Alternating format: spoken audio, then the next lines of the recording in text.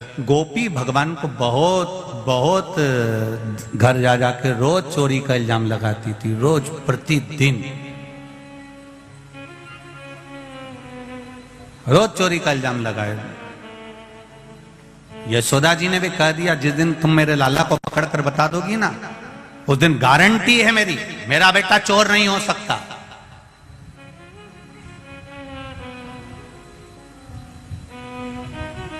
इसने भी कह दिया।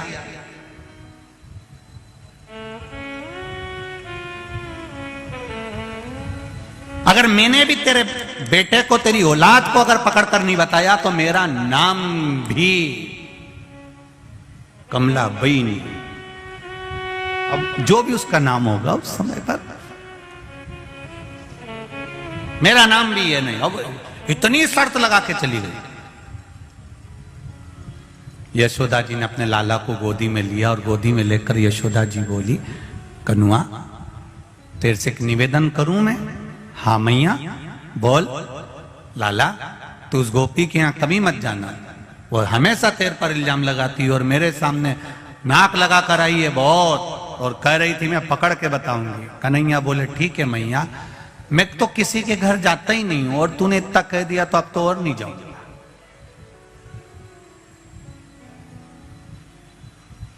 ये मानने वाला है। सबसे पहले उसी गोपी के घर गया, सबको लेके गए। अब गोपी भी इतनी समझदार थी, इतनी चतुर थी कि उसने आज लाला को पकड़ने के लिए मटकी के नीचे घंटी लगा दी थी। नीचे लगा मनसुका, श्रीदामा, मधुसूदन, फिर दाऊ, फिर ऊपर चढ़े कन्हैया।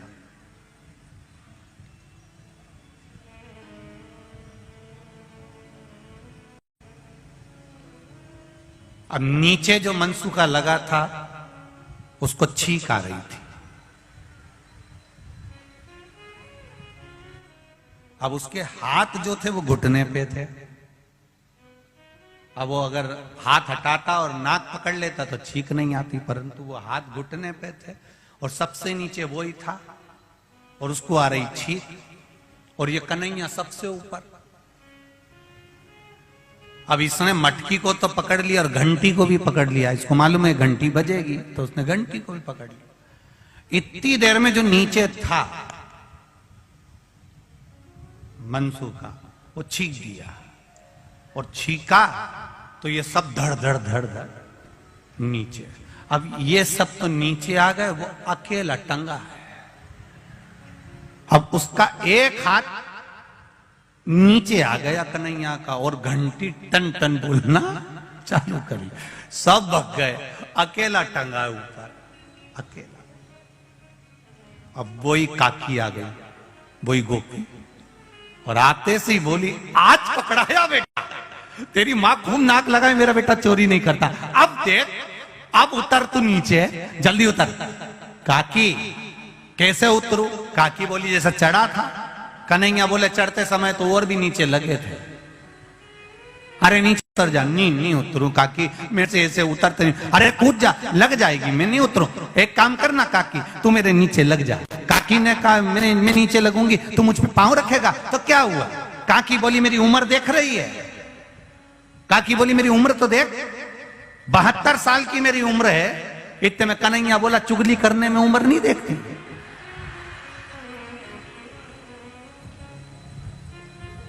काकी ने बोला मैं लग जाती हूं तो धीरे से उतरना हो, देख मेरा बुढ़ापे का ध्यान रखना हो। अब कन्हैया ने काकी के कंधे पर पांव रखा, मटकी को पकड़ा। अब कन्हैया एक पांव इधर करे, एक पांव इधर करे, फिर इधर करे, फिर इधर करे। काकी यूं यूं होए तो इतने में काकी चिल्लाई, क्या कर रहा है, उतरता क्यों नहीं है? कन्हैया बोला काकी ऐसो लग रहा हो जैसे सावन के महीने में हिंडोला झूल रहा। काकी बोली आग लगे तेरे हिंडोले को, नीचे उतर। तब कन्हैया ने छोटी मोटी पकड़ के नीचे उतरा और काकी ने उसको पांव में दमोच लिया। अब काकी तो कंगा कर रही थी, बाल बा रही थी, पूरा बाल खुला हुआ था उसका, और इसने कन्हैया को पाँव में दमोच लिया और जल्दी से काकी ने कहा आज पकड़ाई में आया है, तेरी मैया खून नाक लगाती थी मेरा बेटा चोरी नहीं करता, चोरी नहीं करता, आज दिखाऊंगी तेरे को, ले जाके तू चल तो सरी। और कन्हैया को पाँव में दमोच लिया काकी ने और जल्दी से चोटी करने लगी। अब चोटी करने में समय लगता है, अब चोटी करने में समय लगे तो उसने क्या करा, फिर चोटी नहीं करी, फिर जैसे गुजरात की मेरी बहन उन क्या करती है,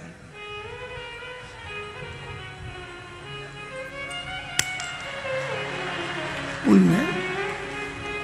और वैसे भी देखो लड़ने जाओ ना तो जूड़ा थोड़ा एनर्जी देता है,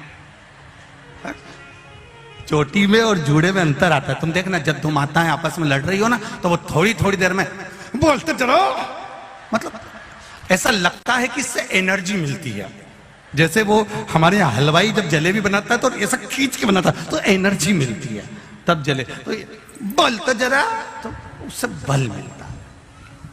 अब काकी ने बाल बांध लिया और बाल बांध के कहे चल जल्दी कन्हैया, चल उठ तो जरा, तेरी मैया के पास चल, चल तो जरा। अब इतने में कन्हैया कहे काकी मैया के पास मत ले जा, तुझे मेरी सौगंध है, काकी मैया के पास मत ले जा। काकी तो मानने को तैयार नहीं, ले गई हाथ पकड़ के बाहर, ऊपर से दरवाजे में लगा दी कुंडी, ताला लगाया और लगा के सीधे बाहर लेकर गई। इतनी देर में कन्हैया जमीन पे सो गया, उठे ही नहीं, उठ तेरी मैया के पास चल। नहीं जाऊंगा, नहीं जाऊंगा, नहीं जाऊंगा, मचल गया, नीचे सो गया, जमीन पर पड़ गया, नहीं जाऊं, नहीं जाऊं। काकी भी वहीं बैठ गई। अब काकी वहां बैठी और बैठते से ही कन्हैया उठ के बैठा और बैठते से बोला काकी, ओ काकी तेरे सिर की सौगंध, कभी मक्खन की चोरी नहीं करूंगा। इतने में काकी बोली तू मेरी सौगंध खा रहा है, तेरी मैया की सौगंध क्यों नहीं खाता?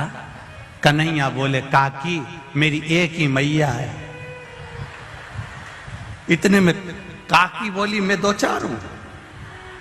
थोड़ी देर बाद कन्हैया ने काकी के दोनों कान पकड़ लिए, खुद के कान पकड़ने की जगह काकी के पकड़कर बोला काकी तेरे कान पकड़ के क्षमा मांगता हूं, कभी चोरी नहीं करूंगा। काकी बोली पहले तो मेरे कान छोड़, क्षमा मांगने के लिए खुद के कान पकड़ते हैं और तू मेरे पकड़ रहा है। काकी ने नहीं सुना, हाथ पकड़ा लेके चली। चलते चलते चलते चलते आगे में और सामने चलते हुए चौराहे पर मार्ग से जैसे ही जा रही थी, इतनी देर में इसका जो ससुर वहां बैठा हुआ था, उस ससुर ने बहू को देख लिया। बहू को देखा, उसके पास में आ गया, आते से बोला बहू कहां जा रही है? कहीं नहीं, इस कन्हैया को लेकर जा रही हूं, इसकी मैया को दिखाने के लिए। अब ससुर इधर, बहू का मुंह इधर, इतना घूंघट कर लिया, इतना घूंघट। अब पहले का नियम था ससुर और सास के सामने बहू अपना मुख नहीं खोलती थी। अब आज का जमाना तो बड़ा विचित्र हो गया, अब क्या बोलूं इसका। पहले इतना घूंघट, तुम बहेड़िया परिवार में देखना उनकी दादी जी को, अभी भी बैठी है तो इतना ही डाल के बैठी, तुम देखो जरा, आप देखोगे तो माताओं को देखिए उनके भेड़िया परिवार की, इतना इतना घूंघट तो आज भी लेकर बैठी हुई है। अब पहले का जमाना था इतना पल्लू लेकर बैठते थे, पहले का जमाने में इतना चलता था, फिर धीरे धीरे इतना आया, फिर इतना, फिर इतना, फिर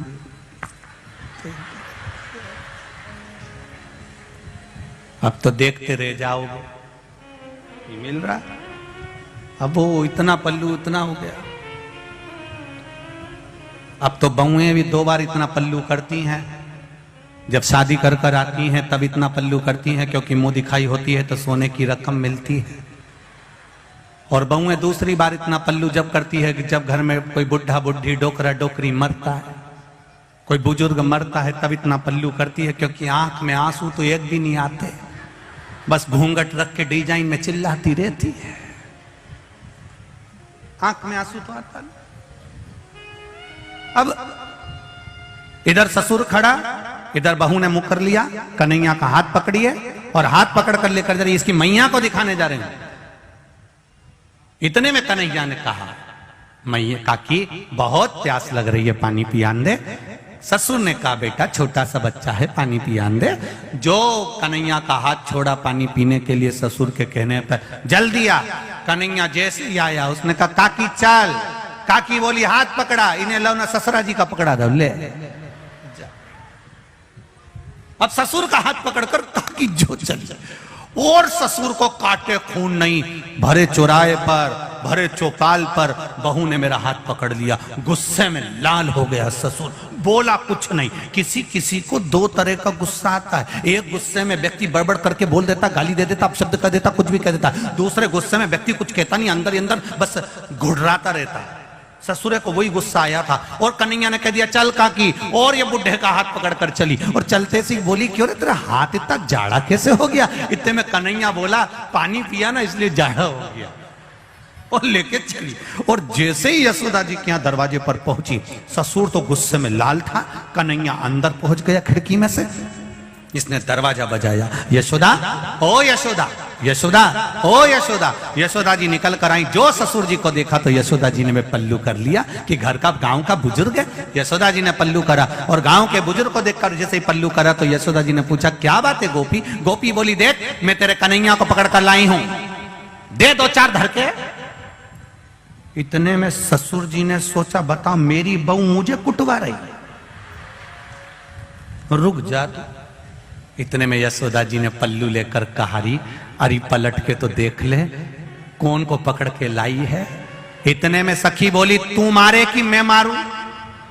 ससुर ने कहा मेरी बहू मुझे मारेगी, आज देखो ही सरी। ससुर खड़ा और इतने में यशोदा जी बोली पीछे पलट तो सरी। जो यशोदा जी ने कहा और सखी ने पलट कर देखा तो ससुर को देखकर रो पड़ी, पिताजी तुम कहां से आ गए? इतने में मैं तो कन्हैया को पकड़ कर लाई थी। ससुर जी ने कहा तू घरे तो चल, तुझे बच्चे में और बुढ़े में अंतर नहीं टिपे, तू घरे आ, घर आ। इतने में कन्हैया अंदर से आंख मलता मलता आया, मैया क्या हो गया? इतने में यशोदा जी बोली ये गोपी तो पागल हो गई। यशोदा जी अंदर गई, कन्हैया बाहर निकल के ठोड़ी पे हाथ रखकर बोला कैसी है? जो कन्हैया ने कहा। इतने में तो गोपी बोली तू रुक जा रही, एक बार अब की बार पकड़ाई में आ गया ना, पुदीना की चटनी नहीं बनाए, ऐसी तेरी चटनी नहीं बनाई तो मेरा नाम गोपी नहीं। इतने में कन्हैया बोला पहले घरे जा, घरे तेरा खसम तेरी ऐसी चटनी बनाएगा, तेरा पति तेरी चटनी बनाएगा, तू जा। और ये गोपी घर गई। ससुर जी रात को बैठे हुए थे, गोपी ने कहा उनसे मत कहना। ससुर जी ने कहा जाओ अपने कमरे में। रात को ससुर जग रहा, पति आ गया इसका। पति ने पूछा पिताजी आज आपको नींद नहीं आ रही? बाबूजी, दाई जी आज आपको नींद नहीं आ रही? भाऊ आप आज नींद नहीं आ रही? इतने में ससुर जी ने कहा जिस घर में ऐसी बहू हो कौन ससुरे को नींद आएगी बता तू। क्या हुआ? रास्ते में से मेरा हाथ पकड़कर यशोदा जी क्या ले गई और क्या क्या मारो, और क्या क्या मैं कन्हैया को पकड़ के लाई थी। इतने बुढ़े में इसको कन्हैया दिख रहा है। बेटे ने तुरंत अपने पिताजी से कहा पिताजी ये देखो। पिताजी बोले बेटा ये क्या हो गया? पिताजी रात को पानी पीने उठा था, इसने डंडा उठा के मेरे को जो दिया धर के। मैंने पूछा किसको मार रही? तो क्या कन्हैया को मार रही? बता, इसको पति में कन्हैया दिखे पिताजी, इसको ससुर में कन्हैया दिखे, इसको हो क्या? ससुर ने कहा बेटा मुझे लग रहा है इसको कोई हवा मवा लग गई, अब वो निकलेगी कैसे? तो उन्होंने कहा एक काम करो, वृंदावन जाते हैं तो वहां पर एक बाबा बैठा है काली कामल ओढ़ के, उसको लेकर आ जा। इतने में कन्हैया जी के पास में मनसुखा ने जाकर कह दिया वो गोपी का पति जा रहा है बाबा जी को लेने। कन्हैया ने माखन की मटकी उठाई, बाबा जी को दे दी, बाबा की काली कामल ओढ़कर कन्हैया बैठ गया। इतने में इसका पति आकर बोला बाबा मेरी पत्नी को कोई हवा धर गई बाबा, उसको सही कर दो बाबा। बाबा ने कहा चलो आगे आगे इसका पति, पीछे पीछे बाबा, काली का मलोड़ कर कन्हैया गए। और जो पहुंचे इतने में कन्हैया ने कह दिया, ससुर भी दूर रहो, पति भी दूर रहो, पहले मुझे देख के आन दो कि कौन को हवा लगी है, कि वो बैठी है। दरवाजे पे बैठी थी कन्हैया, काली कामल ओढ़कर जो गए और ओढ़कर जाकर कम्बल हटाकर बोले, काकी कैसी? काकी बोली, कन्हैया आ गया। अब जैसे ही बोली कन्हैया आ गया, इतने में तो ससुर और पति दोनों चिल्ला के बोले, बस बाबा हवा ये लगी है। हर एक में कन्हैया दिख रहा है। अब बताओ, तुम में भी कन्हैया दिख रहा है। बाबा इसको कन्हैया दिखना बंद हो जाए, ऐसी कृपा कर दो। इतने में भगवान ने कहा, तुम चिंता मत करो, इसको दरवाजा लगाने का बहुत शौक है, इसको अंदर खटिया से बांध दो। कमरे में खटिया से बांधा, 5 किलो मिर्ची लाओ, एक तगाड़ी कंडा जला के लाओ, लकड़ी जला के लाओ, अंदर रखो।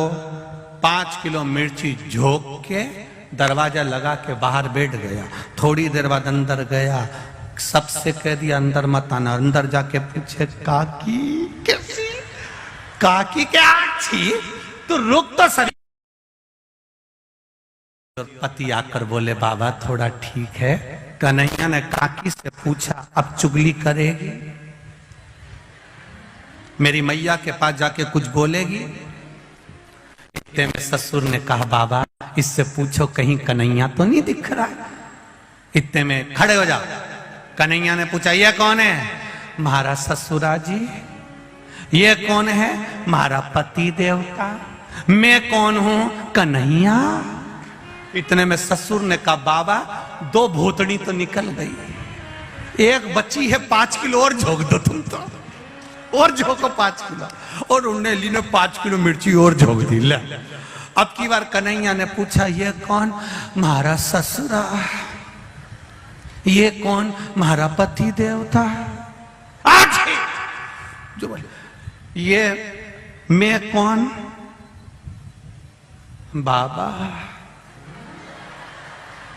बाबा तुम्हें कहीं कन्हैया दिख रहा? बिल्कुल नहीं दिख रहा, बिल्कुल।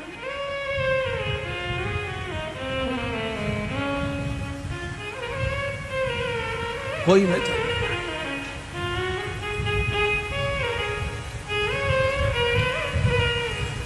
हृदय चित्त से कथा कर रही है। भगवान को पाने का एक तरीका, गोपियों के रोम रोम में श्याम है, हनुमान जी के रोम रोम में राम है, और जल चढ़ाने वाले के रोम रोम में महादेव है। उसकी भक्ति का बल बड़ा होना चाहिए, और जब भक्ति का बल बड़ा होता है तब भगवान को प्राप्त करने का तरीका बदल जाता है। गोपियों को भगवान के प्राप्त करने का तरीका बदलना पड़ा। हनुमान जी महाराज पहली बार राम जी से मिले थे, उन्होंने भगवान को प्राप्त करने का तरीका बदल लिया। संत ब्राह्मण का रूप रखकर राम जी के पास जाकर परीक्षा ले लेते, तरीका बदला। भगवान को पाने का भी तरीका बदल गया।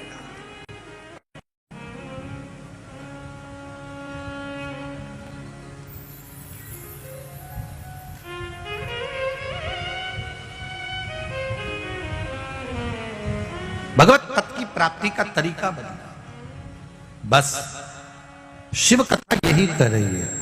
आप दिल से, हृदय से, चित्त से, मन से जब भगवान की शरणागति ग्रहण करते हो, तब भगवान आपको पकड़ लेगा।